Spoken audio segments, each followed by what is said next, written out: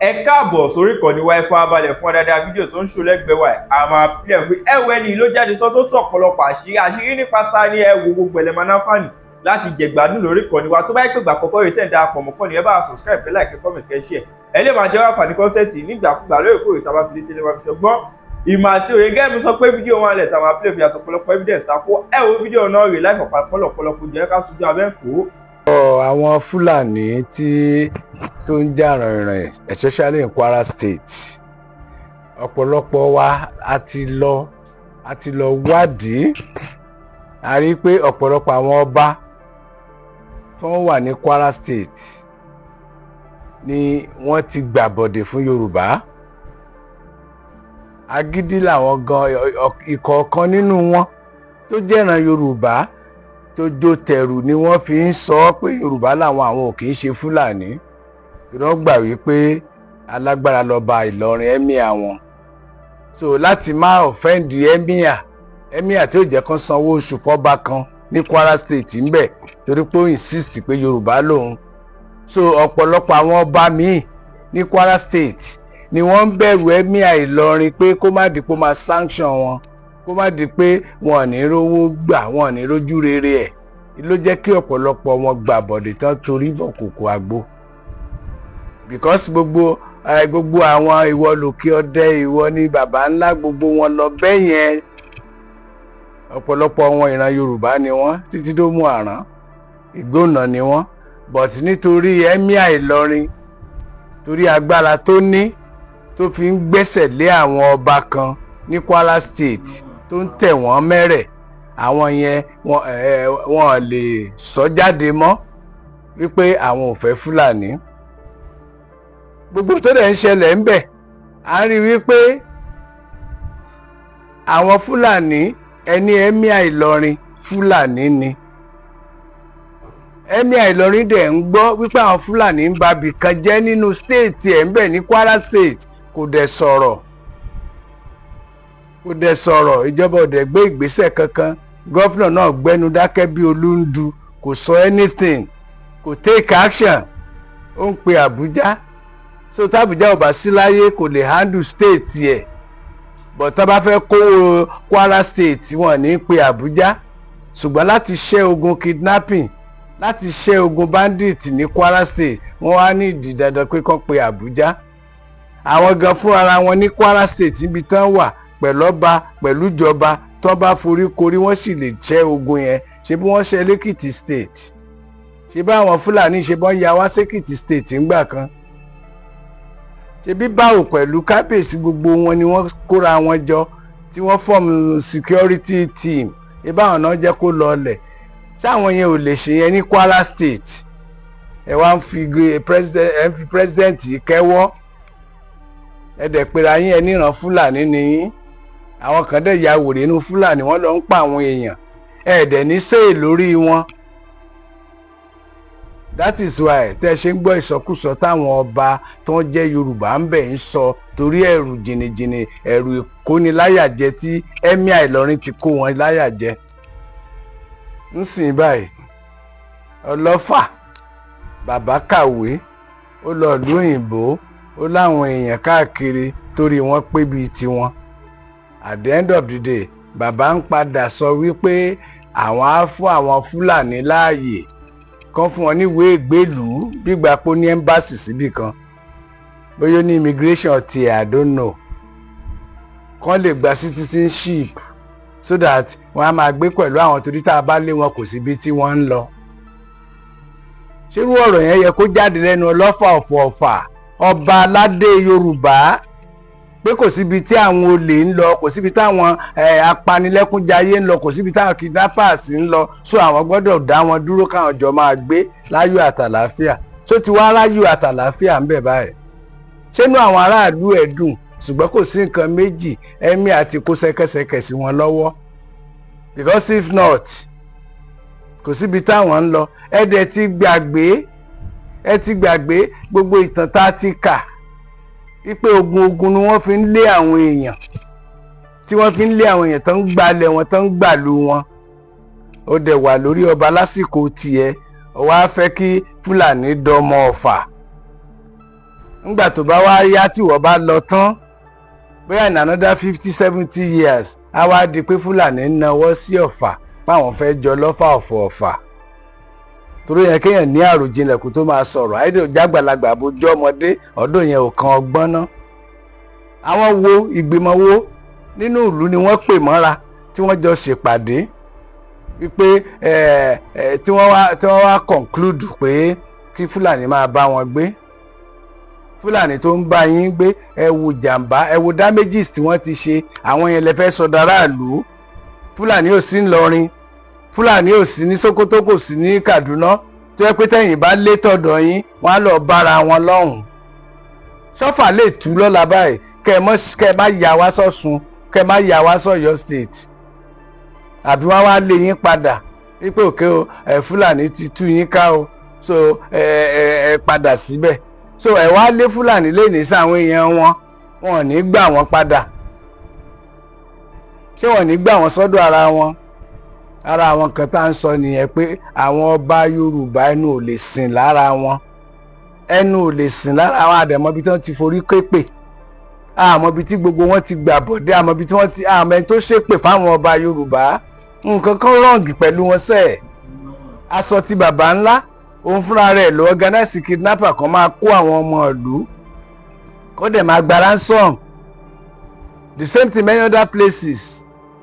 Nígbà téèyàn jọba tó tún kógun jà aráàlú ẹ̀ so nǹkan kan ti rán pẹ̀lú àwọn ọba yìí láti bẹ̀rẹ̀ dópin ni gbogbo àwọn ọba Yorùbá ẹ̀ nǹkan kan ti rọ́ǹgì pẹ̀lú wọn ibi tá a tiẹ̀ ti fẹ́ bẹ̀rẹ̀ àtúnṣe mi ò mọ̀ táwọn èèyàn bá dẹ̀ mọ́ kó sọ sábẹ́ comment tẹ́ bá ní ká sinmi lórí wọn ìgbà tẹ́ bá sinmi tó bá rọ Aláàfin Ọ̀yọ́ Olúwo á dìde ìgbà tẹ́ bá kẹgbàbò yẹn náà tó bá sá wọlé ọba abòmí àtúndìde ẹ wo oríṣiríṣi nǹkan tó ń ṣe káàkiri so la ṣe ń wò pé bóyá àpapọ̀ wọn máa lọ ṣètùtù bóyá àpapọ̀ wọn máa lọ ṣẹbọ bóyá gbogbo wọn máa túnlẹ̀ rọ ni nǹkan kan wrong sẹ́ẹ̀ tó jẹ́ pé kì í ṣojú lásán ó ṣeé ṣe kó jẹ́ látọ̀run ó ṣeé ṣe kó jẹ́ ìbínú Odùduwà nǹkan kan rọ̀ǹgì pẹ̀lú àwọn ọba Yorùbá kọ́lọ́fà ní pé kán fi àwọn Fúlàní lẹ̀ kán máa bá wọn gbé kò síbi tán fẹ́ lọ wọ́n ti pẹ́ ń bí that is kí wọ́n ti fọ́mọ Ọ̀fà it means kí àwọn ọmọ Ọ̀fà wọ́n ti wọnú ara wọn so wọ́n ti ń fẹ́ra wọ́n ti di àná àwọn ló wá kógun dé yìí wíwàrà ìtàn ogun nílẹ̀ Yorùbá bó ṣe rí nìyí Òkè Ọdẹ ti ní problem gbogbo bí báyìí ti lè ní problem Fúlàní ti jẹ baálẹ̀ láwọn oko ibì kan especially ní Ọ̀yọ́ state ọdún àwọn wọ́n dá àtọ̀yọ́ àti Fúlàní náà òwò ẹrú ti kó wọn pọ̀ àti ẹ̀mọ́ ojú yẹn ò lójútùú I understand but in this case now Ọ̀fà tún ṣẹ̀ṣẹ̀ ń bọ̀ ń tiẹ̀ ni but òun tún ti wá establish one thing ni wípé ewé ti pẹ́ lára ọṣẹ ó ti dọṣẹ so mo rí wípé definitely a sì ní nǹkan kan láti ṣe torí tó bá yẹ ká ti gbọ́rọ̀ ọlọ́gbọ́n tá a bá ń gbọ́rọ̀ àgọ̀ ń bẹ̀ a mọ̀ pé a níṣẹ́ ṣe so ilé mi ṣe fẹ́ mú idea wá pé kí àwọn èèyàn wa gan under the comment section ẹ jẹ́ kó kọ síbẹ̀ kí ni solution àtúnṣe wo la lè ṣe lórí ọ̀rọ̀ àwọn ọba ilẹ̀ Yorùbá bá mọ̀ tá a lè ṣe kákúkú ṣe ní ètùtù in general kákúkú ṣe ní ètùtù kó jẹ́ pé gbogbo ilẹ̀ Yorùbá ló máa ṣe wọ́n wá lè wá lọ ṣe nídìí Odùduwà nífẹ̀ẹ́ o wọ́n lè lọ ṣe níbì kan o but èmi rò pé bá máa suggest gan ètùtù tó máa mú ilẹ̀ Yorùbá túbà tó máa mú túṣẹ Ifẹ̀ ló yẹ kán ti ṣe kán lọ ṣètò fún yẹn kó tó pẹ́ jù torí nǹkan tó ń lọ yìí sìn oko Ìlá Ọ̀ràngún Fúlàní ti lọ bẹ̀ o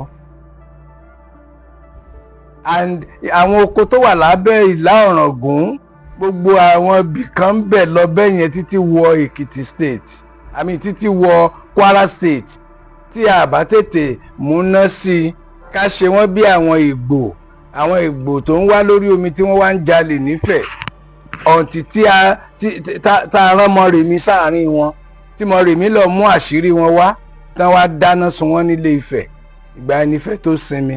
So a ní láti wádìí n tó ń ṣẹlẹ̀ so that ká lè mọ ibi tá a ti máa dáná sí àṣìṣe àwọn ọba aládé bí Ifẹ̀ ṣe dáná sí abẹ́ Ìgbò kó tó di pé Ifẹ̀ sinmi. So Yorùbá náà fẹ́ sinmi ogun. Nǹkan tó wá fọ́nì ni pé àwọn ọba aládé tí wọ́n ti jẹ látijọ́ níjọ́ sí lọ́hùn-ún wọn lọ léèwé o wọn lọ lóyìnbó. Àwọn eléyìí tá a jẹ lójú wa yìí ṣàṣà nínú wọn ni òde lóyìnbó rí, ṣàṣà nínú wọn ni òka school sat, ṣàṣà nínú wọn ni wọn ṣe businessman, ṣàṣà nínú wọn ni wọn kì í ṣe ọ̀làjú ayé tiwọn ló wá dojúrú. So a ti wò pé with what is going on now ẹ wo ọ̀rẹ́ mi tó wà ní Araba TV ó lọ ṣe àwọn research kan lórí ọ̀rọ̀ àwọn Fulani especially Kwara State. Ibẹ̀ ni Ọlọ́fà Ọ̀fọ̀fà inú iṣẹ́ tó ṣe yẹn lọ́lọ́fà Ọ̀fà ti jáde tó ti ń sọ̀rọ̀. Ibẹ̀ lẹ́nìkan ti jáde tó nílùú Sunday Igboho kíjọba pardon ẹ̀ kan jẹ́ kó wá ràn wọ́n lọ́wọ́. Àwọn ìran Fúlàní yìí náà àwọn Yorùbá wa tí wọ́n sponsor Fúlàní àwọn náà jẹ́ kí ìjọba aláwọ̀ ẹ̀ pé kó jáde. Irú nǹkan tó ń ṣẹlẹ̀ yìí báyìí ó ti ṣẹlẹ̀ káàkiri ṣùgbọ́n a nídìí àtúnṣe látọ̀dọ̀ ìjọba, a nídìí àtúnṣe lọ́dọ̀dọ̀ àwọn ọba but àwọn ọba yẹn gan wọ́n sì nídìí omi ìyàsí mímọ́. Ọba aládé wọ́n sì nídìí kan sàmì òróró sí wọn tó bá dẹ̀ pé lànà Muslim náà ni wọ́n lè mọ bó ṣe lè ṣe deliverance fún wọn. Torí gbogbo òkè ọdẹ nǹkan kan tá à ń sọ ní Kwara State yìí gbogbo ibẹ̀ yẹn lọ́wọ́lọ́wọ́ bá a ṣe ń sọ̀rọ̀ ẹ̀ wọ́n ń wa gold ńbẹ̀. Fúlàní náà dẹ̀ ń lò láti wa gold. So ńgbà tẹ́ bá wá lé wọn lọ torí gold tẹ́ bá wa wúrà tán ńkọ́ ṣé Fúlàní á kúrò ńbẹ̀. Mo ti sọ̀rọ̀ yẹn many times.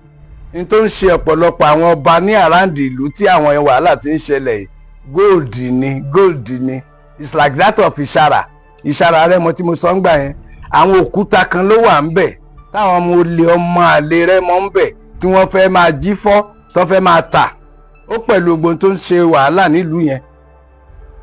So gbogbo ilẹ̀ Yorùbá lógun yẹn ti wà ogun ojú kòkòrò olè ńsìn báyìí ẹ fẹ́ máa wa gold ńbẹ̀. Obìnrin tó bínú wípé ọmọ ṣẹ òun tó gbọ́mọ yẹn tó lọ jù sódò ó jù sínú òkun kó tó délé tínú ẹ̀ bá rọ̀ kó tó padà délé ṣó lè padà lọ kó lọ gbọ́mọ lọ́wọ́ Olúwẹ̀rí àbí odò ti gbọ́mọ lọ. So àwọn nǹkan kan wà tó yẹ pé tẹ́ bá torí nǹkan kan ṣe nítorí ara yín nígbà tó bá tán ẹkún ẹ̀ sì máa wà yín náà lè máa sún. So màá fẹ́ ká wo iṣẹ́ tó ṣe láìpẹ́ yìí kẹ́ ẹ lè wo nǹkan tí Ọlọ́fà sọ àti tí bàbá kan sọ ń bẹ̀ wípé ẹ jẹ́ ká organize ká wá bá a ṣe máa gẹ́ẹ̀tì Sunday Igboho. Àwọn ò tiẹ̀ sọ̀rọ̀ nípa Ìbà Gani Adams ń tiẹ̀ Ààrẹ Ọ̀nà Kakanfò ojú afẹ́fẹ́ yẹyẹ ní tiwọn yẹn ń sààrẹ Ọ̀nà Kakanfò tó ń jẹ lọ́yọ̀ọ́ níjọ́sí modern Ààrẹ Ọ̀nà Kakanfò ní tiwọn. Torí mi ò ríbi tí olórí ogun ti ń wa gbádá white tó sọ̀rọ̀ ẹ̀dọ̀ Bàtálá. So yẹn ò tiẹ̀ kàn wá ẹni tá a mọ̀ ń jagunjagun ní káwa face kọ́lọ̀ ń bá wa ṣe ètò tó máa dára tó jẹ́ pé à lè padà rí Sunday Igboho àtàwọn ọmọọṣẹ́ à lè padà rí wọn lò. Kì í ṣe dandan ní ká dúró dẹni tó ń fẹ́ gbàṣẹ lọ́dọ̀ ìjọba kó tó jagun. So àwa ò sọ̀rọ̀ nípa ẹni yẹn but Sunday Igboho àtàwọn ọmọ ẹ̀yìn ẹ̀ níta bá fi lè ràn wọ́n lọ́wọ́ ká fún wọn kán lè bá wa lọ láti lé àwọn ẹlẹ́yọ̀rọ̀ jìnnà sẹ́yìn. Ẹ jẹ́ ká gbọ́ nǹkan tó wà nínú fídíò. Fúlàní dà Sẹ́ríkí Fúlàní dìde Sẹ́ríkí Fúlàní tọ́lì ó lè kẹ́kẹ́ lẹ́yìn Yorùbá torí ẹ la fi mú gbogbo ara wa pé ókè nígbà tó ti rí bẹ́ẹ̀ náà ọmọ Ọ̀fàníyàn.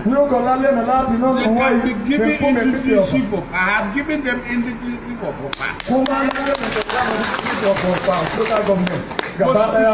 land grabbing, it is like some people are determined cleanse the ethnic groups in Kwara South to acquire our land. The Southwest seems to be the only safe zone now. Why can't we form a collaboration with them? The Sunday Igboho is back. Why can't we make use of him? Èèyàn ẹ ti gbọ́n tí kábíyèsí ọlọ́fà sọ bí wọ́n ṣe sọ Fúlàní di ọmọ onílùú. Now ẹ wo bàbá tí wọ́n sọ̀rọ̀ yẹn, bàbá yẹn pe àwọn èdè kan, bóyá fọ́nrán tọlọ́fà yẹn bóyá fọ́nrán tó kàn tiẹ̀ ti pẹ́ ni mi ò mọ̀, ṣùgbọ́n mo rí fọ́nrán yẹn mo dẹ̀ rí pé ó wọ̀ tí nǹkan tá a gbọ́dọ̀ sọ̀rọ̀ lé lórí. Now ẹ gbọ́rọ̀ tí bàbá sọ, bàbá yẹn ti parí ọ̀rọ̀, ẹ gbọ́n tí wọ́n sọ, wọ́n ní wọ́n fẹ́ gbalẹ̀ land grabbing ní tó ń ṣẹlẹ̀ mẹ́ẹ̀pọ̀ kọjá ní tí ẹ̀ ń fojú wò, ṣùgbọ́n ẹ̀ tí gbọ́n nǹkan kan lẹ́nu bàbá yẹn o. Wọ́n ní bí ìgbà tí wọ́n mọ̀ fẹ́ ìrèsì àwọn Yorùbá kúrò nílẹ̀ gómìnà ní sáùtù. Ó ní tẹ́ bá wọn tó ń ṣẹlẹ̀ ní Kwara, ó lẹ́rìí pé bẹ̀yẹn ni wọ́n dojúkọ, wọ́n spread dáwọn bùnmí sáùtù yẹn gangan ní tágẹ́ẹ̀tì wọn. Ẹ gbọ́n tí bàbá yẹn sọ, ṣùgbọ́n ẹ̀ tí gbọ́n nǹkan kan ẹ̀yin èèyàn wa ẹ ká lọ. Ẹ̀yin èèyàn, mo mú fọ́nrán kan wá lónìí, ṣẹ́rí gbogbo ẹ̀yin èèyàn, mo fẹ́ kẹ́ ẹ ṣèrànlọ́wọ́ kan fún mi. Fọ́nrán yìí ẹ jẹ́ ó go viral gan, ẹ jẹ́ ó go far gan, gbogbo ibi tí àwọn ọmọ Yorùbá bá wà pátápátá ẹ jẹ́ ó débẹ̀. Pẹ̀lú gbogbo tó ń ṣẹlẹ̀ ní Kwara yìí, tí wọ́n ń pa àwọn èèyàn nípakúpa, tí wọ́n ń fẹ̀mí àwọn èèyàn ṣòfò, tí wọ́n ń dọ́gbọ́n gbàbọ́n lọ́wọ́ àwọn èèyàn, táwọn bandit tí wọ́n ń pa wọ́n bí ẹni pẹran. Ṣẹ́ẹ̀ṣì lè gbàgbọ́ pé a sì tún rí ọba aládé tí ń dé adé ilẹ̀ Yorùbá tí wọ́n dẹ̀ ń sọ jáde lẹ́nu wọn. Wọ́n ń sọ jáde lẹ́nu wọn, wọ́n ní àwọn Fúlàní, wọ́n kó àwọn Fúlàní jọ sáàfin wọn. Wọ́n wá ń sọ wípé gbogbo àwọn Fúlàní yìí wọ́n láwọn kan, wọ́n náà ní ká máa lé wọn, wọ́n ní ká máa jólé wọn, pé bó làwọn fẹ́ tì wọ́n sí, pé àwọn fẹ́ fún wọn ní citizenship ìlú àwọn, ìwé ọmọ àwọn, ó sọ wọ́n di ọmọ ìlú àwọn. Ọba aládé ilẹ̀ Yorùbá. Now ẹ wá jẹ́ abira wa, mo ní video evidence ń bí o, kì í ṣe pé bóyá mo wá ràrò sọ o, mo máa fi fọ́nrán yẹn sí tẹ́ẹ̀mọ̀ ogun náà o. Now nígbà tí gbogbo orú nǹkan báyìí bá ń ṣẹlẹ̀, you see what is going on now. Ìpínlẹ̀ Ọ̀ṣun ọkàn wọn ò balẹ̀, ìpínlẹ̀ Èkìtì náà àwọn náà ní kò ṣeé dúró wò báyìí, security gbọ́dọ̀ tight. And ọba tó wá péré lọ́ba alẹ̀ Yorùbá, ó tún wá ń fọwọ́ gbáyà pé àwọn Fúlàní o òun ti fún wọn níwèé ìgbélùú citizenship ìlú òun, kí wọ́n wá gbà, kò síbi tóun fẹ́ lé wọn sí. And you know the plan of these people. Ẹ mọ tú tí wọ́n ń pa, ẹ mọ tí wọ́n ń dá lára, ẹ wo tú tí wọ́n ń fi àwọn èèyàn pa ní Òrékè, Òkè Ọdẹ, gbogbo àwọn ìlú wa ilẹ̀ gómìnà, ẹ wo tú tí wọ́n ti pa nílẹ̀ gómìnà, ẹ wo iye ìlú tó ti tú. As at last week làwọn ọmọ Kwara kan jáde tí fídíò yẹn wà ń ta, tí wọ́n sọ pé ìlú 22 town ló jẹ́ kó ti tú, tí ò sáwọn èèyàn ń bẹ̀ mọ́ torí ìkọlù àwọn bandit. Even lánàá alánà yìí wọ́n sì tún ṣàkọlù sáwọn ìlú kan, despite wípé wọ́n ti kó àwọn ológun wọlé, nítòótọ́. Even lókè ọdẹ ń sìn, wọ́n ti dá bí ibì kan lẹ̀ táwọn ológun mọ̀ dúró sí, tó ti pèlè headquarter tó yẹ pé wọ́n fẹ́ station wọn síbẹ̀ permanent ni. But upon all this, pẹ̀lú gbogbo ìgbésẹ̀ yìí, ṣó lè yọrí nígbà táwọn tá a pè ní bàbá wa tí wọ́n bá tún ní wípé okay, àwọn tí wọ́n ń gbógun tì wá yìí àwọn fẹ́ sọ wọ́n dọmọ onílùú. ẹ fi ti ara yín gbọ́ lẹ́nu bàbá yìí bí wọ́n ṣe ń sọ, ẹ fi ti ara yín gbọ́. Ọ̀nà wo wá dà tí ìran Yorùbá fi fẹ́ ṣẹ́gun? Ọ̀nà wo dà tá a fi fẹ́ borí àwọn ọ̀tá yìí? Nígbà tó bá tún jẹ́ pé àwa kan à ń jẹ̀kuru kó tán láwo, àwa kan tún gbowó ẹ̀ sínú àwo padà.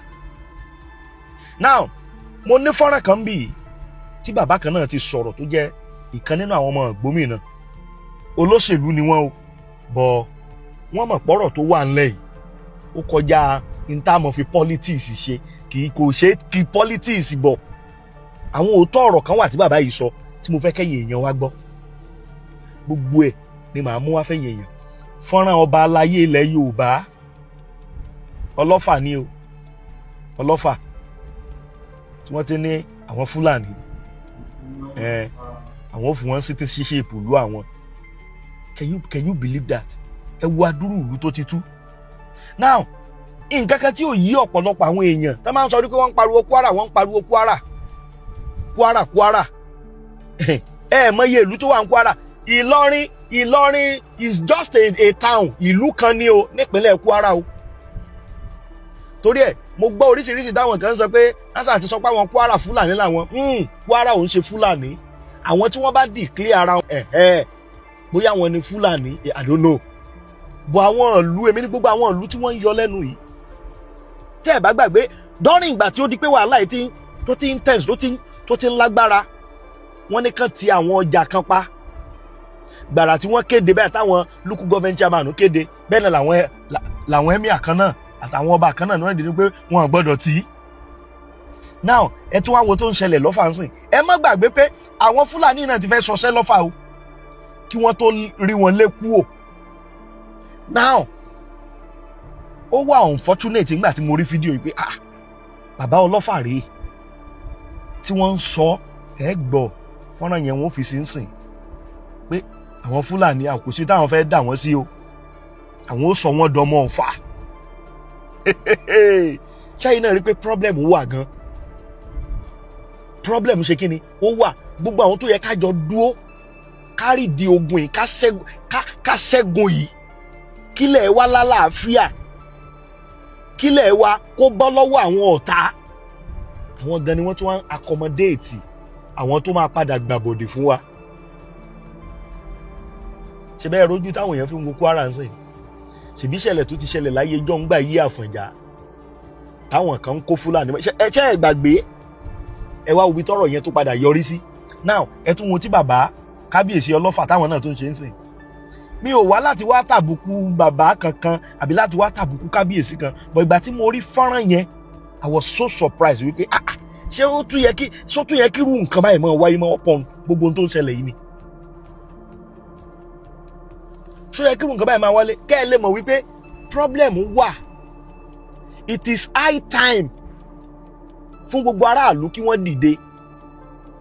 Ṣé rí táìmù tó bá yẹ ká sọ̀rọ̀, tó bá yẹ káwọn ọmọ Ọ̀fà ó sọ̀rọ̀, tẹ́ ẹ̀ bá sọ̀rọ̀ bẹ́ẹ̀ tí gbogbo àwọn nǹkan tó ń ṣẹlẹ̀ ń sìn. Wọ́n dẹ̀ ní mọ̀kànmọ̀kàn ni o. Àwọn tó máa kàn lọ́la we don't know. Tòkè ọdẹ la rí, tàwọn òrékè nǹkan bí tí wọ́n ń kọlù ń sìn la rí.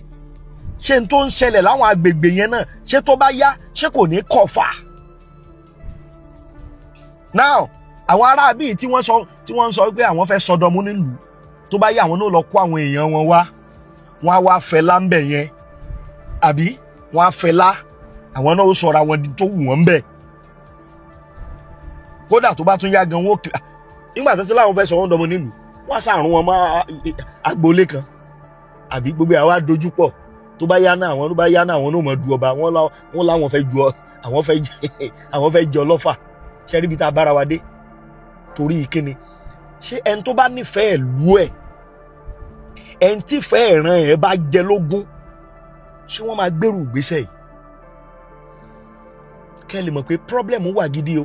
Now màá fi fọ́nrán yẹn sí ń sìn ẹ wò fúlẹ̀, àti fọ́nrán bàbá wa kan tó sọ̀rọ̀ lórí wàhálà tó ń ṣẹlẹ̀ ní Ìgbómìnà. Kẹ́ ẹ lè mọ̀ àwọn tó wà ń di ẹ̀, kẹ́ ẹ lè mọ̀ pé wàhálà yẹn àwọn nǹkan tó yẹ kí wọ́n sọ̀rọ̀ láti yẹ yìí o. Ṣé gbẹ́ ní tì lẹ́nu wọn? Ṣé gbẹ́ ní tì tòótọ́ wọ́n ti kó àwọn ológun wá bẹ̀, wọ́n ti ṣe gbẹ̀ ṣé solution nìyẹn? Gbogbo àwọn ibi tí wọ́n ti ń jí resources wà káàkiri nílẹ̀ Ìgbómìnà. Who are these people? Àwọn wo ló wà behind there tí wọ́n ń sponsor gbogbo kinní yìí?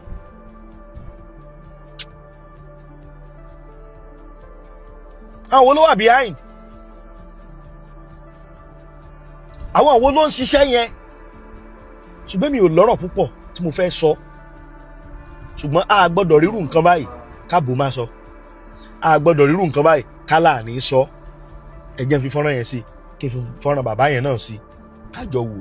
Ẹ̀yin èèyàn kọ́mẹ̀ntì yín, ẹ máa fi sábẹ́ fídíò, ẹ dẹ̀ máa share ẹ jẹ́ kí fọ́nrán yìí, ẹ rí i pé mo sọ síwájú, ẹ jẹ́ ó go far, ẹ jẹ́ ó rìn káàkiri káwọn èèyàn lè mọ̀ wípé nílùú Ọ̀fà wọ́n ń finá sórí òrùlé sùn. Bẹ́ẹ̀ ni wọ́n ń ṣe kíni, wọ́n ń finá sórí òrùlé sùn. Ní tí bàbá ọlọ́fà rí tí wọ́n fi ń ṣe gbogbo eléyìí kò yé mi o. I don't understand. Fọ́nrán yẹn rí ẹja jọ wò. Wọ́n pẹ̀ Yorùbá. Wọ́n pẹ̀ nánà Yorùbá rẹ̀ fúnpẹ̀. Haúsá àti Fúlàní náà. Wọ́n pẹ̀ Hausa rẹ̀ fúnpẹ̀. Ìwọ tó bá wọn sọ̀rọ̀. À ń bàdá tọ́pẹ̀. Wọ́n sọ gbogbo èdè sí ẹ̀ Òun fúnni iná bàdá ta. Mi wọn gbọ́ Yorùbá bá ń sẹ́yìn. Wọ́n pẹ̀ máa ìdọ́jọ́ nánà Yorùbá rẹ̀. Wọn ò sì gbọ́ Fúlàní. Wọ́n pẹ̀ máa wọn ò gbọ́ Haúsá. Ẹ wá lẹ́lẹ̀ wọn kú lọ́fà. Ibo náà lọ. Wọ́n pẹ̀ nánà Fúlàní. Sẹ́ríkì Fúlàní dà. Nánà Hausa rẹ̀. Sẹ́ríkì Fúlàní dìde. Jọ́dá tọ́ Sẹ́ríkì Fúlàní tọ́ rí. Ó lè pọ̀ jẹ́ lẹ́yìn Yorùbá. Yorùbá rẹ̀ náà sáyé fún fúnlẹ̀. Ẹ wá lọ sọlé rẹ̀ ní ọmọ lọ. Wọ́n wúlò àwúrọ̀ máa kọ̀ ṣe wúlò ọ̀dínlà. Lẹ́yìn Yorùbá. Kó má bá ọ̀ Yorùbá rẹ̀ wọn náà sáyé fún fúnlẹ̀. Ṣé ó ti yẹ bẹ́ẹ̀ nísìn? Báwo ló ń. Torí ẹ la fi mú gbogbo ara wa pé ókè. Nígbà tó ti rí bẹ́ẹ̀ náà ọmọ Ọ̀fàníyàn. Ní ó kọ̀ lálẹ́ náà láti náà They wọ́n can yìí. be giving indigenship of. I have given them indigenship of Ọ̀fà. Kó má lálẹ́ náà local government. Gàbá The bandits, they are not bandits, they are terrorists. They are terrorists. They started as headers, disturbing our farmers from going to farm. Then they turned to kidnappers, kidnapping for ransom. Now they turn to, terrorists, full terrorists. They've come out in their full, regalia as terrorists because it seems it is the early 19th century, jihad that is reincarnating now. Land grabbing. It is like some people are determined to cleanse the ethnic groups in Kwara South to acquire our land. They want to, acquire our land, to annex it to wherever. Since they were checkmated at the southwest, region, we know that immediately the Seriki Fulani was, chased out of Igbo or somewhere in Osun State. They all migrated to Kwara State, and we have bushes, we have thick forests in Kwara South. Kwara South is the place where you have thick forests, especially in Ogbenutan land. So these people now migrated, emas, to us. They have invaded our land now, and there is nothing government can do about it. So the action now being taken seems to be, reactive. It should have been, proactive. So government should not wait till now before starting. They started all these military operations, right? And to worsen the situation, the government, the several local governments in Kwara South, especially those in affected areas, the 3 local governments in Kwara South, that is terribly affected. Ifelodun, Irekodun, Isin. Those are the 3 major areas that constitute Ogbenutan land. And they are the they are the areas worst eaten by the attack. So the local government chairman resolved that they should close down the Kara market. The Kara market was closed down. Not quite, an hour later, some the traditional ruler kicked against it. They said no, and they said no, it should not be. And there are illegal minings going on in all these areas. We have illegal mining in Oreke. We have illegal mining in Okiode. We have illegal mining in, Akuji. All these illegal miners who control them, we see them dropping, something by helicopter. All these are security breaches that should have been taken seriously by the military. or by the government. In Kwara particularly, we should form a collabo with the Southwest Security Network, because the Southwest seems to be the only safe zone now. Why can't we form a collaboration with them? The Sunday Igboho is back.